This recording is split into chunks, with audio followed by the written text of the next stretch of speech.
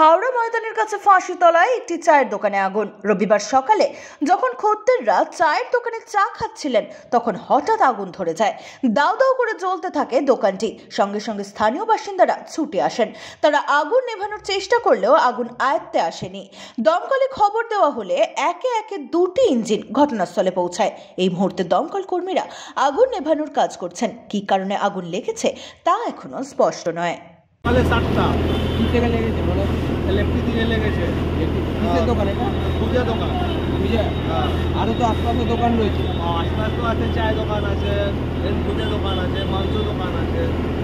তারপর কি দমকল? তারপরে কি করা যাবে, আমি তো বসেছিল, লোকজনকে ডাকলো, তারপরে দমকল আসলো, তারপরে পুরো আগুনটা বেড়ে গেল।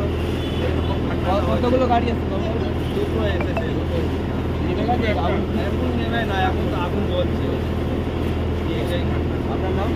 ভেতরে আছে। দাদা কি থেকে আগুন লাগলো?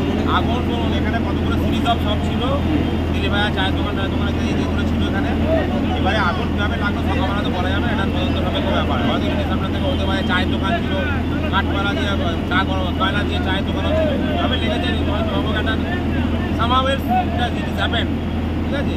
ফায়ার আমাদের নিয়ারেস্ট ফায়ার ব্রিগেড ছিল, পয়সা সঙ্গে সঙ্গে দোকানে গাড়ি এসে আমি মোটামুটি চলে পেয়েছি। এখনও পর্যন্ত কেউ ইনজিওর্ড হওয়ার কোনো খবর নেই।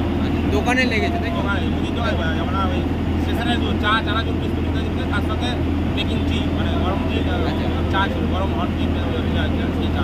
তো আপনাদের কাছে খবর যায় কটা গাড়ি এসছে? দুটো গাড়ি এসেছে, হাওড়া থেকে দুটো গাড়ি। এখনো কি আরো আগুন? আগুন এখন আরো গাড়ি আসতে পারে? আর গাড়ি আসার পরে জানতে আগুন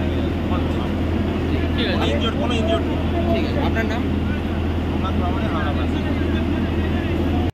ব্যুরো রিপোর্ট, এক্সপোজ বার্তা।